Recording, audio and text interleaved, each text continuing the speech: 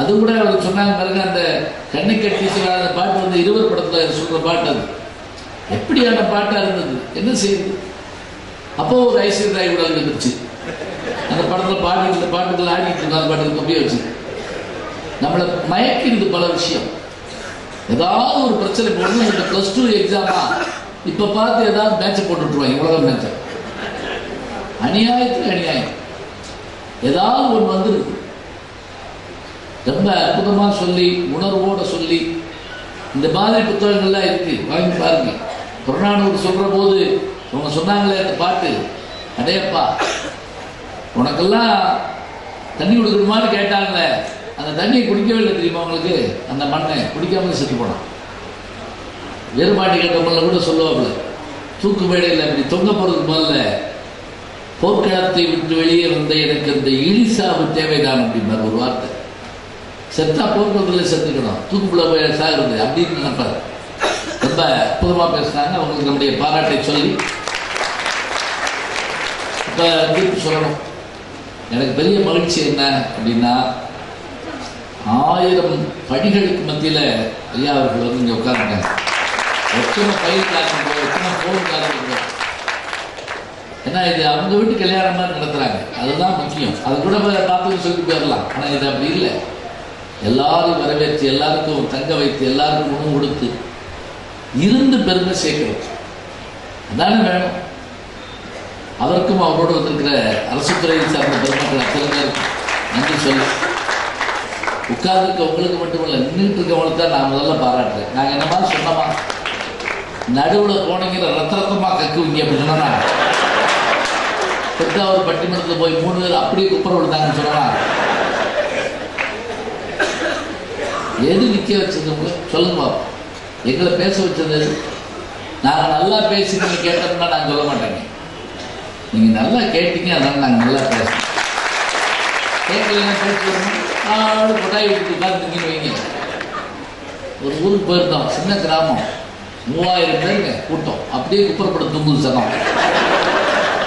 30 நாள் நாடகம் போட்டு 30வது நாள் எங்களை கூப்பிட்டா, அதில் அந்த மதுரை உள்ளத்தில் நல்ல உள்ளம் ஒருத்தர் எந்திரிச்சு பார்த்தீங்கன்னு போடோய் அப்படிங்களா, அவன் எந்திரிச்சு பார்த்ததுல நாங்கள் உட்காந்துருக்கோம். எப்படி பேச்சு ஒரு சொல்லுவோம். நீங்க கேட்டது தான் எங்களை பெரிய மகிழ்ச்சி அடைய வைத்தது. நின்று இருந்து பிள்ளைகளை கையில் பிடிச்சிட்டு, பிள்ளைகளை கையில் தூக்கிட்டு, அடையப்பா இந்த மொழிக்கான ஆற்றல் தாங்க இது. எத்தனை ஆண்டு ஆனாலும் இப்படியே இருக்கும் என்பதற்கு அடையாளம். நீங்க நிற்கிறீங்களா? அமெரிக்க நண்பர் வந்திருக்கார், தமிழ் மேடைகள் பற்றி ஆராய்ச்சி பண்ணார், ஏல் யூனிவர்சிட்டியில் இருக்கிறார். அவர்கிட்ட நான் கேட்டேன், அவர் எவ்வளோ பட்டிமன்றத்துக்கு வருவார், இதுக்குன்னா வந்து உட்காந்து தலைப்பு கட்டிட்டு உட்காந்து கேட்டுட்டு இருப்பாரு, ஃபீல்டு ஒர்க் போய் ஆராய்ச்சி பண்ணுவார். அவர்கிட்ட கேட்பேன் நான், ஆமாம் உங்கள் ஊரில் அமெரிக்காவில் இந்த மாதிரிலாம் நடக்குமா அப்படின்னு கேட்டோன்னே அவர் சொல்கிறாரு, அமெரிக்கா மட்டும் இல்லை உலக நாடுகள்லாம் போயிருக்கேன், எல்லா அரங்கத்தில் நடக்கும், அவ்வளோதான். நான் இந்த ஊரில் தான் நான் பார்க்குறேன், மழையாக இருந்தாலும் வெயிலாக இருந்தாலும் பனியாக இருந்தாலும் நின்று கேட்குற ஆட்கள் தமிழ்நாட்டில் மட்டும்தான் இருக்காங்க. அமெரிக்காக்காரர் சொன்னார். ஏன் அப்படியான ஒரு ஈர்க்கிற மொழிக்கு அது அவ்வளவு. நாங்கள் 5 பேர் என்ன சார்ஜ் பண்ணிட்டோம்னு பார்ப்போம். கலர் லைட் போட்டோமா, துமாங் துமாங்னு ஆடினோமா, முடிஞ்சே ஏதோ சுமாராக உட்காந்துருக்கோம், அவ்வளோதான். ரொம்ப சுமார் கொஞ்சம் குமார் மற்ற உட்காந்துருக்கோம். என்ன தெரியுங்களா, சொல்லு ஒவ்வொன்றும் கேட்க கேட்க உற்சாகம் மகிழ்ச்சியும் ஒரு உத்வேகம் வரும். அதுதான் கேட்டார் பிணிக்கும் தகைவாய் கேடாரும் வேட்பமொழிவதாம் சொல். 2000 வருஷத்துக்கு முதல்ல பேசவே தெரியாத ஜனங்கள் இருந்த உலகத்துல பேச்சுக்கு ஒரு இலக்கண வகுத்தம் தமிழன் இல்லையா? யோசிச்சு பாருங்க. சைகளை பேசிட்டு இருக்காங்க, ஊர் கட்டிக்கிட்டு இருக்கா. நம்ம ஆட்கள் தான் நம்ம பேச்சு எப்படி பண்ணணும், கேட்டார் பிணிக்கு உட்காந்து கட்டி போடணும். அப்படி கேளார் பகைவர், கேளாரும் வேட்பமொழிவது. கேளாரும் வேட்புமொழிவது என்ன, பகைவனும் விரும்புகிற மாதிரி பேசுங்க. கேளார்னா பகைவர், கேட்காதவங்க இல்லை. நீங்கள் இப்படி நினைச்சக்கூடாது. கேளார்னா கேட்காதவங்க ஒன்றுக்கு, கேட்டோர் மகளும் சரி நம்ம, கேளாதவங்க நல்ல வேலை நேற்று நல்ல அப்படி சொன்னா என்ன ஆகும்? இல்லை, கேளாருன்னா பகைவரும் விரும்புவோன்னு பேசுறாரு. பேச்சு உட்கார்ந்துருக்கால கட்டி போடணும்னா எப்படி? எந்திரிக்கலாம் நினைக்கிறப்போ ஒரு பாட்டு, ஒரு நகைச்சுவை, அப்படியே உட்கார வைக்கணும். அதுதான் வெற்றி. கேட்டுக்கிட்டு கட்டி போடணும். ஒரு ஊர்ல பேச்சாளர் கட்டி போட்டிருக்காங்க. இனிமே நீ எந்த ஊர்ல இப்படி பேசக்கூடாது. அப்படி மோசமான பேச்சு இருக்கா? பயங்கர அருவை. ஒரு நாள் ஒரு ஊருக்கு காட்டு வழியா போயிருக்கான் பேசுறதுக்காக. ஒரு சிங்கம் அவனை வழிமறுத்துச்சு. அப்படியே உன்னை திங்க போறேன். சிங்கம் பேசுமான்னு கேட்கக்கூடாது. சீரியல் எல்லாம் பேசணும் ஒத்துக்கிறீங்க. உடனே இவன் பயந்துட்டா, நீ திங்கிறத பத்தி ஒன்றும் இல்லை, பக்கத்து ஊர்ல 10,000 பேர் காத்துக்கிட்டு இருக்காங்க என் பேச்சுக்காக, சும்மா அழகுறேன், அதனால நான் போகணும். வர்றப்ப என்னை தின்னுக்கோ. சிங்கம் கழிச்சு வர்றப்ப பைபாஸ்ல போயிட்டீங்கன்னா இந்த பக்கம் வராம அப்ப என்ன பண்றது? ஒரு முடிவுக்கு வருவோம். நீ உண்மையிலே பேச்சாளர் தானே? ஆமா. பேசி மயக்கவே இல்லை? ஆமா. எங்க பேசி என்னை மயக்க பார்ப்போம். சிங்கம் உட்காந்துருச்சு. இவன் சந்தோஷப்பட்டான். படக்குன்னு துண்டு எடுத்து அப்படி தோழி ஓட்டு பெரியவர்களை, தாய்மார்களை, சிங்கங்களை, கரடிகளை ஆரம்பிச்சு 10 நிமிஷம் தாங்க பேசினான். பொத்துன்னு விழுந்துச்சு சிங்கம். படக்குன்னு இப்ப வேட்டி வந்து ஓடிட்டான். அது போயிட்டானான்னு பார்த்துட்டு எந்திரிச்ச சிங்கம் போயிட்டான். நல்ல வேலை மயக்கம் போட்ட மாதிரி நடிச்சேன். பேச்சியே கொண்டுட்டாங்க. அப்படி சிங்கத்தையே நடுங்க வைக்கிற பேச்சாளர் இருக்கிறாங்க. வாயிலாம் தீவிர எப்படி கொள்றாங்க பாருங்க. அப்படி அமையலாமா? பேச்சு இருக்கக்கூடாது. நல்ல இருந்து அமர்ந்து கேட்டு. இன்னொன்று எங்களுக்கு தாங்க இது பெருமை. அவங்க ஐயா எங்களை கூப்பிடுறதுல எங்களுக்கு என்ன பெருமைன்னா, இவ்வளோ பேர் உட்கார்ந்து கேட்குற கூட்டத்தில் நாங்கள் எங்கே பார்க்க போகிறோம் சொல்லுங்க பார்ப்போம். ஐயோ, சில ஊர்கள் எல்லாம், அதாவது ஒரு ஊர்லங்க மேடை கிணக்குள்ள நடுவில் ரோடு, அந்த பக்கம் ஆடியன்ஸ். ஒவ்வொரு பஸ் போகிறப்ப 50 பேர் கூடுவாங்க. திடீர்னு போனாங்க 10 நிமிஷம் இருக்க புது புது ஆடியன்ஸ் உட்காந்துருக்கணும். எப்படி பேசிப்போம் பாருங்க. இதெல்லாம் அபூர்வமான சாதனை. ஒரு சின்ன கிராமத்துக்கு பேச போயிருந்தோம். எங்களை ஊரை விட்டு தாண்டி வீட்டுக்கு அப்பாவை கூட்டிட்டு போய் ஏதோ இடத்துல உட்கார வச்சாங்க. அது இடத்த பார்த்தாலே பயமா இருக்கிறது. யாரும் இல்லை, ஏற்பாட்டுக்கு மைக்கு போட்டுட்டு பேச சொல்றாங்க. ஒருத்தரையுமே காணும். பொட்டலுங்க அப்படியே. சரி, வழியில் பேச ஆரம்பிச்சோடனே ஒரு கழுதை எடுத்துட்டு வந்துச்சு. 10 நிமிஷம் கழிச்சு இங்கிட்டு 2 கழுதை, 20-30 கழுதைங்க வந்து படுத்துருச்சு. இப்போ நான் பக்கத்தில் இருக்கிறவர்கிட்ட கேட்டேன், என்னங்க இது இவர் கழுதையாக வருதுங்க? ஐயோ, இது கழுதை படுக்கிற இடம்ங்க, இது கழுதை பொட்டலம். இங்கே கொண்டு உங்களை பேச சொல்லிட்டாங்க, நீங்கள் பேசுங்க. நாங்கள் விடலை. எல்லா உயிரும் தம் உயிர் போல எண்ணி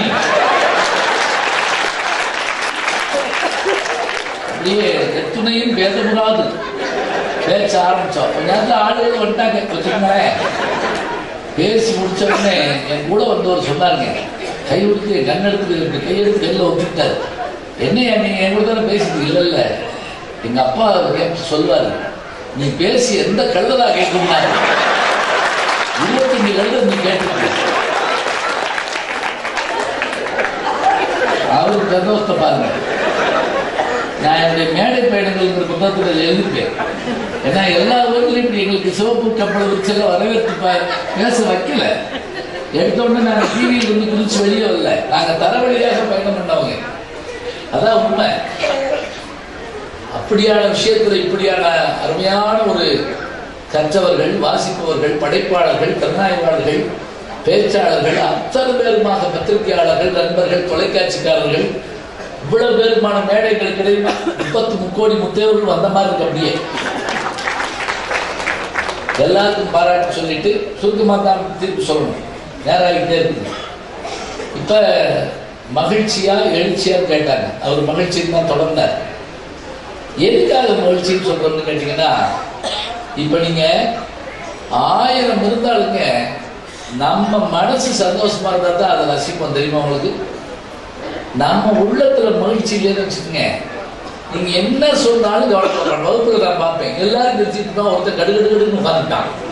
அப்புறம் நான் வந்து அவனை கூப்பிட்டு என்ன உனக்கு ஏதோ ஒரு சின்ன துக்கமோ ஒரு வலியோ ஒரு பெயினோ இருந்திருக்கும், அவனை ரசிக்க முடியாது. மகிழ்ச்சி அவனுக்கா வரணும். சில பேர் தானே மகிழ்ச்சி இருந்து சில பேரை பாடம் படிச்சுக்குவாங்க. தெரியுமா? நைட்டு 1 மணிக்கு ஃபோன் பண்ணி அப்புறம் என்ன பங்காளி என்ன படிச்சுட்டே அப்படின்னா, இல்லை இன்னும் படுக்காம என்ன செய்வாங்க? இல்லை சும்மா கேட்டேன், நன்னோக்கில் பேசுறேன். இப்படி எல்லாரும் எழுப்பிட்டுருவாங்க. அவன் மகிழ்ச்சி நமக்கு பெரிய மண்டையிலியா இருக்கும். தமிழ் அடிப்பாங்க திருவர் வந்து முருகல சந்தோஷம் நான் முடியாது எதுக்குன்னு இல்லை. அதுதான் உண்டு. மகிழ்ச்சியை இலக்கியங்கள் எப்படி ஏற்படுத்துறோம் நீங்க நினைச்சு பாருங்க. சில புத்தகத்தை வாங்கி வச்சிருப்போம், படிக்காமலே இருந்திருப்போம். திடீர்னு ஒரு நாள் பேசாம அப்படி லேச பண்ணி படிப்போம், நம்மளை கட்டி போட்டு விட முடியாது. அப்படியே விடாம வச்சுக்கிட்டே இருப்போம். வீட்டில் கூட கேட்பான், திருப்பிட்டு படியேன் என்னத்தை புத்தகத்தை திக்க போறியா? விடாம பார்த்துக்கிட்டே இருக்கும். என்ன ஈர்த்தது? படிக்க படிக்க படிக்க அணுக்களுக்குள்ளே ஏற்பட்ட மகிழ்ச்சி மாதிரி ஹீமோகுளோபின்லாம் அப்படியே பொங்குற மாதிரி இருக்கும். சின்ன சின்ன சின்ன சின்ன விஷயங்கள். இன்னொன்னுங்க, ரசனை தாங்க பெரிய வாழ்க்கையினுடைய சிறப்பு. இப்ப மனிதர்களுக்கு மற்ற உயிர்களுக்கு என்ன வேறுபாடு? நம்ம பேசிட்டு இருக்கோம்னு வச்சுக்கோங்க, இந்த பக்கம் ஒரு மாடு போகுது, என்னை பார்த்தோன்னா ஐ ஞான சம்பந்தம் அப்படின்னு வருமா? ஏதாவது இலைய இருந்தால் திணிச்சு போயிடும், கட்டி உள்ள புந்து அப்படி கூடி போயிடும். ஆனால் மனிதர்கள் அப்படி இல்லை. வந்த உடனே என்ன செய்வாங்க, அங்கே இருப்பாங்க, அப்படி வந்து உட்காருவாங்க. ஒரு நல்ல பாட்டு ஒரு பேச்சு கேட்டால் ரசிப்பாங்க. ரசிக்க தெரியும். கருமா ரொம்ப கூட பாருங்க, சில பேர் ஒவ்வொன்றா வைக்க சாப்பிட்டு அருமை அற்புதம் அப்படி சொல்ல சொல்ல இந்த ரசனையை சமைச்சவங்களுக்கு ஒரு அங்கீகாரம் கிடைக்கும். அது இல்லாமல் சாப்பிட்றவங்கள பாருங்க, அம்பட்டி ஒன்னாக்கி மேல் நோக்கி எரிவாங்க. அப்படியே நியூட்டனுடைய புயல் பிச தோத்தாடாதுதான், எல்லாம் கீழ் நோக்கி வரும்னு சொன்னார் அவர். கல்யாண வீடுகளில் சில பேர் சாப்பிட்றத பார்த்தீங்கன்னா அவசரத்தில் நம்ம மேலைக்கு வந்தாலும் வந்துருவாங்க பயமா. இப்படி வளர்ச்சி எல்லை மீறிய பயங்கரவாதம்னா அதுதான். ரசித்து பார்த்து கவிதையை படிச்சு ஒரு கவிஞர் எழுதினார், இந்தியாவே இணைத்த தேசிய நெடுஞ்சாலை என் கிராமத்தை என்னிடமிருந்து பிரித்து விட்டதே அப்படின்னாரு. நியாயம் தானே? நம்ம ஊர் எதையாவது பார்த்துக்கோமா? எப்போ எட்டி பார்த்தாலும் ஒன்றுமே தெரிய மாட்டேங்குது. எல்லாரும் இறங்குங்க அப்படின்னு வந்துருச்சாருன்னு பார்த்தா அங்கனே தான் நிற்குது. எப்படி அந்த கவிதை சொல்ற அழகு நம்மளை வந்து ஆச்சரியப்படுது. பழைய இலக்கியங்கள் சொன்னாங்களே, இந்த பழைய இலக்கியங்கள் இருக்கக்கூடிய மகிழ்ச்சி என்னன்னா, மு வரதராசவர் என்ற அறிஞர் சொன்னாரு, உங்களை கொண்டு தனி தீவுல விட்டுட்டா என்ன செய்வீங்க? ஒன்றும் இல்லை, விட்டுருங்க, குறுந்தொகையை மாத்திரம் என் கையில் கொடுத்துருங்க. குறுந்தொகைன்னா காசு இல்லை, 8 தொகை நூல்களில் ஒன்றாக்கிய குறுந்தொகை. 4 பாட்டு படிச்சிங்கன்னா அது போதும். சிவபெருமான பேட்டி கேட்கிறாருங்க, யாரு? மனோன்மணியன் சுந்தரபிள்ளை. நீராறு கடல் எடுத்து பாடுறதுல அவர்கிட்ட சிவபெருமான்கிட்ட கேட்கிறாரு, அவன் நீ உலகத்தையே அழிச்சுட்டு நீ ஒரு ஆளத்தில் உட்காந்துருப்ப, படைத்தல் காத்தல் அழித்தல், படைத்தல் சரி காத்தல் சரி, எங்களை எல்லாம் அழிச்சு விடுற ஒரு ஆளை உட்காந்து, அப்போ உனக்கு போர் அடிக்காதான்னு கேட்கிறாரு. அப்போ அவர் சொல்றாரு சிவபெருமான், திருவாசகத்தில் ஒரு ஏடு இருந்தால் போது படிச்சுட்டு உட்காந்துருப்பேன். எப்படி பார்த்தீங்களா? மனிதன் கடவுளையும் இருப்பாங்க. அப்படியே ஒரு மகிழ்ச்சி, ஒரு சந்தோஷம் இருக்கணும். சில பேர் குடும்பத்தோடு நாங்கள் சினிமா கிளம்பிட்டு இருப்போம். எங்கள் அப்பா சினிமாவில் அதிகம் பார்க்க மாட்டார், நீங்கள் போயிட்டு வாங்க அப்படின்றார். நான் சின்ன பிள்ளைகள் எனக்கு நம்பவே முடியாது அவரை பார்த்து, சினிமா பார்க்க மனுஷன் எப்படி வாழ முடியும் அப்படின்லாம் நினச்சிட்டு இருக்கேன். ஒரு நாள் அவருக்கு நான் கேட்டேன், எப்படி இது நீங்கள் சினிமா பார்க்காம இருக்கிறீங்க? அவருக்கு ஏதாவது ஒரு புத்தகத்தை எடுத்து காமிச்சு, பத்தியா இதில் இருக்கக்கூடிய மகிழ்ச்சி அது தரவே தராது ஒருபோதும். இது அப்படிப்பட்ட ஒரு ஆற்றல் இருக்குது. அவர் சொன்னதை நான் வெகு காலம் கழித்து புரிஞ்சுக்கிட்டேன். இப்போ கூட யாராவது எங்கேயாவது போடணும் கூப்பிட்றப்ப நீங்கள் போயிட்டு வாங்களேன், நான் அந்த புத்தகத்தை முடிச்சிருந்தேன் அப்படின்னு. இதனுடைய பாரம்பரிய குணம்னு நான் சொல்லலை, அது வந்து என்னை ஈர்க்குது. அது நகைச்சுவை கதைகள் இருக்கே, அதே அப்பா எப்படி சூழலையும் மாற்றி போட்டுருங்க. நான் இந்த +2 படிக்கிற பிள்ளைகளுக்கு அடிக்கடி சொல்லுவேன், இந்நேரமும் டென்ஷனாகவே இருக்காதுங்க. இந்த +2 படிக்கிற வீடுகளில் மிலிட்ரி கேம்பே நடத்துகிறாங்க. அப்படியே ஜாக்கிரதையாக இருக்கணும். இனிதான் உங்கள் வாழ்க்கையில் பெரிய சோதனை வரணும். இன்னிலிருந்து எண்ணிக்கோ, இன்னிலிருந்து 8 நாள், 7 நாள், 6 நாள், 5 நாள் வெடிக்கணும். வெடிக்க போகிற மாதிரி ஆகிக்கிறாங்க. ஒரு ஆள் காப்பி விட, ஒரு ஆள் இது பண்ண, அங்கிட்டு பேசாத, இங்கிட்டு திரும்பாத, என்ன ஆச்சு பாரு, இந்த மாதிரி அந்த வீட்டில் லைட் போட்டாங்க, அந்த வீட்டில் அவன் பாத்ரூம் போகிற கூட போட்டுட்டான். பாடா படித்து அவனை கொண்டு ஒரு கல்யாண வீட்டில் கேட்டேன், பையங்கள்லாம் அந்த இடத்துல +2 படிக்கிறாங்க, அதுக்கு கேட்டாங்க, வரமாட்டாங்க, யார் மூஞ்சிலையுமே முடிக்க மாட்டாங்க, கொஞ்ச நாள் கழிச்சு எங்க மூஞ்சிலையும் முடிக்க மாட்டாங்க. அதுக்கு தான் பெற்று வளர்த்தமா. ஒரு சிறு மகிழ்ச்சியாக அவனுக்கு வேண்டாமா சொல்லுமா. ஒரு சின்ன ஒரு சந்தோஷம் இருந்தால் எவ்வளோ நல்லா இருக்கும். பரமார்த்த கதையை பற்றி முதல்ல உரைநடை எழுதினாங்க. 1000 பாட்டு உங்களுக்கு இலக்கியத்தில் செய்யுள்ள இருந்தாலும் ஒரு உரைநடை ஒரு புரட்டப்பட்டு தெரியுமா அவங்களுக்கு. மட்டி மடையன் முட்டாள் முடன் லேச்சன் 7 சீடர்களோட அந்த குருநாதர் போவார். இவங்களே முட்டாள் குருநாதர் பெற்றிருப்பார் பாருங்க. குதிரையில் போயிட்டு இருக்கப்போ அவர் தலையிட்டு இருந்த அந்த தலப்பா வேப்பம் தட்டி கீழே விழுந்துச்சு. கொஞ்சம் தூரம் போனவொடனே கேட்டார், அந்த தலப்பா கேட்டார். ஒருத்தர் கேட்டான், நீளமா இருக்குமே, ஆமாம். தலையில கட்டுவீங்களே, ஆமாடா. பட்டில் நெஞ்சிருக்குமே, ஆனால் தனியை சொல்லு, 3 மைல் கண்டு கிடக்குது அப்படின்னா. ஏண்டா எடுக்க சொல்ல என்னாரு, எடுக்க சொன்னீங்களா, எடுக்க சொன்னீங்களா? இனிமே எது கீழே விழுந்தாலும் எடு. 10 நிமிஷம் கழிச்சு அந்த குதிரை சாணம் போடுச்சு. உங்க வேண்டிய கழிச்சு அள்ளிட்டு வேண்டாம். இதே எடுத்துனாரு, எடுக்க வேணாம்னு சொன்னீங்களா? இப்ப என்ன பண்ணலாம்? எது விழுந்தா எடுக்கலாம், எது விழுந்தா எடுக்கக்கூடாது, ஒரு பட்டியல் கொடுங்க. இது விழுந்தா எடு, அது விழுந்தா எடுக்காது, அது விழுந்தா எடுக்காது, பட்டியலை கையில் வச்சுட்டு போறாங்க. இப்படி வச்சுட்டு குதிரை போகுது. மலை மேலே ஏறி கடால் தடுக்கி தடுமாறி விழுந்து குருநாதர் தலைகளாக ஒரு பள்ளத்தில் விழுந்தார். தூக்கு கத்துறாரு. எடுக்க வேண்டிய பட்டியலில் பார்க்கிறாரு.